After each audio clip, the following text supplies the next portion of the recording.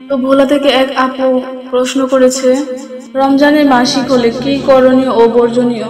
আপু আপনাকে ধন্যবাদ চমৎকার একটি প্রশ্ন করার জন্য। রমজানের পিরিয়ড হলে 3টি কাজ বাদে আমরা সবকিছুই করতে পারবো। 1 নাম্বার হচ্ছে রোজা রাখা যাবে না, নামাজ পড়া যাবে না এবং কোরআন তেলাওয়াত করা যাবে না। বাকি অন্যান্য আমলগুলো আছে তা সবই করা যাবে। তো আশা করি আপু আপনার প্রশ্নের উত্তরটা পেয়েছে। ধন্যবাদ চমৎকার একটি প্রশ্ন করার জন্য। ফেনী থেকে এক ভাইয়া কমেন্টস করেছেন যে আপু আমি তো দিনের বেলায় বিড়ি সিগারেট না খেলে আমার পেট ফুলে যায়। এই ক্ষেত্রে আপু রোজা রাখলে তো আমার অনেক সমস্যা হচ্ছে, তো আমি কি করি? হ্যাঁ ভাই, আপনাকে ধন্যবাদ চমৎকার একটি প্রশ্ন করার জন্য। আপনাকে প্রথমেই আমি বলবো যে বিড়ি সিগারেট খাওয়া এটা আপনার একটা অভ্যাস। প্রথমে 2-1 দিন সমস্যা হলেও পরে ঠিক হয়ে যাবে। রমজান মাসে কিন্তু আপনার এই অভ্যাসটা ছাড়তে পারবেন। তো আমি আশা করব আপনি অভ্যাসটা চালিয়ে যান, তাহলে আপনার মঙ্গল হবে। তো ভাই আপনাকে প্রশ্ন করার জন্য ধন্যবাদ। জয়পুরহাট থেকে এক ভাইয়া প্রশ্ন করেছেন, আমি যদি স্ত্রী সহবাস করি, ফরজ গোসল না করে সেহরি খাই, তাহলে কি আমার রোজা হবে?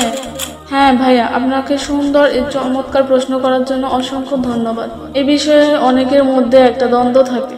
তো আপনি ফরজ গোসল না করে রোজা রাখলে রোজার কোনো ক্ষতি হবে না, কেননা রোজা ভঙ্গের যে কয়টা কারণ আছে এই কারণের মধ্যে এটা পড়ে না। তো আশা করছি ভাইয়া আপনি আপনার প্রশ্নের উত্তরটা পেয়েছেন।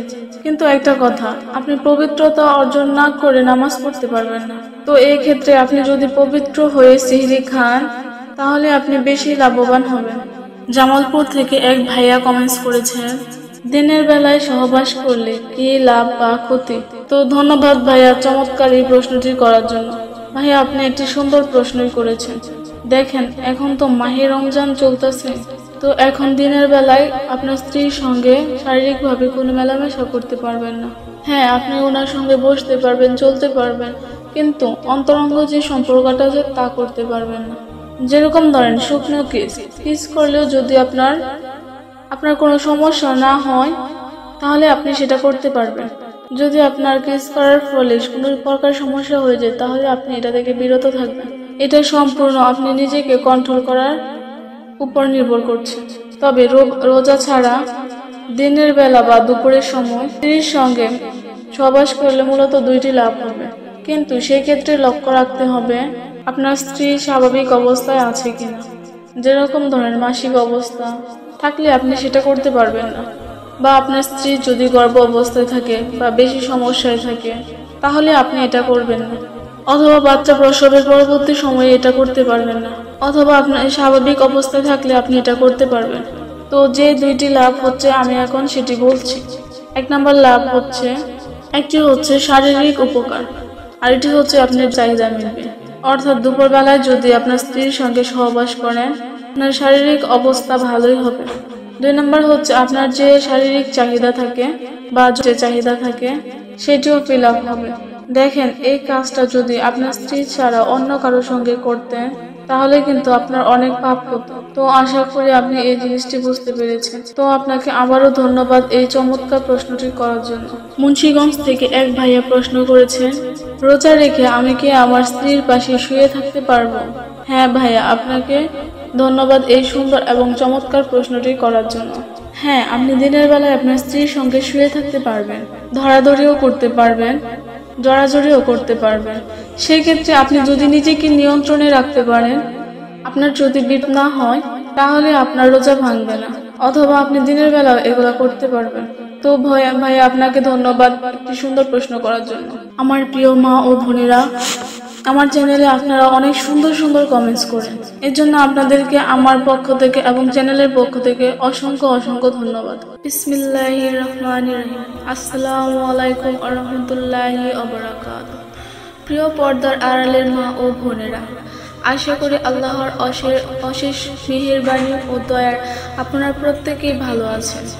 আজকের ভিডিওতে একটি গুরুত্বপূর্ণ বিষয় নিয়ে কথা বলবো ইনশাআল্লাহ। তাই সকল প্রিয় ভাই বোনদের নিকট অনুরোধ, ভিডিওটি শেষ পর্যন্ত দেখবেন। আশা করি এই ভিডিওটি যুবক যুবতী ভাই ও বোনদের জন্য খুবই উপকারী আসবে। কারণ বর্তমান সময়ে যুবক যুবতী ভাই ও বোনেরা সহবাস করার সঠিক ও সুন্নতি নিয়ম সম্পর্কে জানে না, যেগুলো না জানার কারণে মানুষ অহরত পাপ কাজ করে চলছে। এর সঠিক পদ্ধতি ব্যবহার না জানার কারণে শিকার হচ্ছে অনেক রোগ ব্যাধি। সুতরাং আজকের এই ভিডিওটিতে স্ত্রী সহবাসের সঠিক ও সুন্নতি নিয়ম সম্পর্কে আলোচনা করব। সহবাসের সঠিক নিয়ম হলো, স্ত্রী নিচে থাকবে আর স্বামী থাকবে উপরিভাগে। এই উপরিভাগ থেকে সহবাস করবে। মহান আল্লাহ তাআলা পবিত্র কোরআনের সূরা আরাফের 189 আয়াতে বলেছেন, অতঃপর যখন পুরুষ থাকে ছেয়ে ফেলেছে তখন সে এক লঘু গর্ভ ধারণ করেছে এবং সেটা নিয়ে সে চলাফেরা করেছে। বর্তমান সময়ে ডাক্তারগণ এই কথা বলে থাকেন যে স্ত্রী নিচে থাকবে আর স্বামী উপরে থাকবে, সহবাস করবে, তাতে সঠিকভাবে গর্ভধারণ হবে। স্ত্রী যদি স্বামীর উপরিভাগে থাকে বা উপর থেকে সহবাস করে, এমন অবস্থায় যদি স্বামী বের হয়ে যায়, তাহলে চিকিৎসা বিজ্ঞানীদের মতে তখন সম্পূর্ণ বীর বের হতে পারে না, ভিতরে অনেকটা থেকে যায় অথবা মূত্রথলিতে চলে যায়, যার ফলে অনেক জটিল সমস্যার সৃষ্টি হয় এবং সেখানে পাথর হওয়ার মতো ঘটনাও ঘটে। এছাড়া আরো নানান রোগ হওয়ার আশঙ্কা থাকে।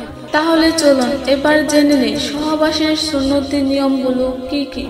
স্ত্রী সহবাসের সুন্নতি নিয়মের প্রথমটি হলো, স্ত্রী সহবাসের আগে ভালো করে দাঁত ব্রাশ করে নিতে হবে বা মেসওয়াক করে নিতে হবে।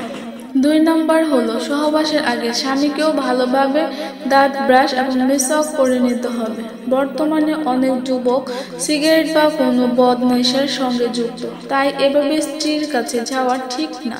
তো 3 নম্বর হলো, স্বামী স্ত্রী সহবাসের পূর্বে ভালো করে ওযু করে নিতে হবে। তো 4 নম্বর হলো, বিসমিল্লাহ বলে অর্থাৎ সহবাসের দোয়া পড়ে শুরু করতে হবে, আর এটা মুস্তাহাব। সহবাসের দোয়াটি হলো, তো বাংলায় উচ্চারণ আমি বলে দিচ্ছি, বিসমিল্লাহি আল্লাহুম্মা জানিবা শায়তান ও জানিবি শায়তানা মা রাযাকতানা। এর অর্থ হচ্ছে, হে আল্লাহ, তোমার নামে শুরু করছি, তুমি আমাদের নিকট হতে শয়তানকে দূরে রাখো। আমাদের এই মিলনের ফলে যে সন্তান দান করবে তাও হতে পারে শয়তানকে দূরে রাখো।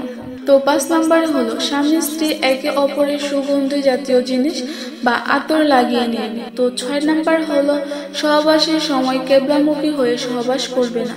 তো 7 নম্বরে হলো, সহবাসের সময় একেবারে উলঙ্গ হবে না। যদি তৃপ্তি না আসে তবে উপরে কোনো চাদর বা কাপড় দিয়ে ঢেকে থাকবে।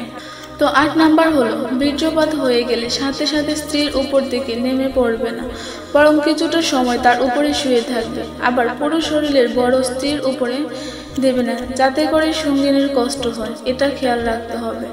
সুন্নত। তো 9 নম্বরে হলো, কোনোভাবে স্ত্রীর বায়ুপথে অর্থাৎ মলত্যাগের রাস্তায় সঙ্গম করবে না, কারণ এটা মহাপাপ, যা কোরআন ও হাদিসে কঠিনভাবে নিষেধ করা হয়েছে। চিকিৎসা বিজ্ঞানের ভাষায় এর ফলে উভয়ের কঠিন রোগ হবার সম্ভাবনা থাকে। বারবার বায়ুপথে সঙ্গমের ফলে তা ঢেলে হয়ে যাওয়ার কারণে টয়লেটে যাওয়ার আগে কাপড় নষ্ট হয়ে যেতে পারে। তো 10 নম্বরে হলো, কোনো অবস্থাতে নেশা বা জাতীয় খাদ্য বা পানীয় পান করে সহবাস করা যাবে না, কারণ এর ফলে বীর্যের গঠন ঠিক থাকে না, ফলে সহবাসে স্বামী স্ত্রী কেউ পূর্ণ তৃপ্তি পাবে না। তো প্রিয় পর্দার আড়ালের মা ও বোনেরা, এ ছিল আজকের গুরুত্বপূর্ণ আলোচনা। যদি আমার আলোচনাটি ভালো লেগে থাকে তাহলে অবশ্যই আমাকে কমেন্টস করে জানাবে। আর তোমাদের কাছে ছোট্ট একটি রিকোয়েস্ট, পাশে থাকবেন আপনারা, এবং আমার ভিডিওটি যদি ভালো লাগে তাহলে অবশ্যই লাইক, কমেন্ট, শেয়ার এবং সাবস্ক্রাইব করে রাখুন। তো আজকের মতো এই পর্যন্ত। আসসালামু আলাইকুম ওয়া রাহমাতুল্লাহি ওয়া বারাকাতুহু।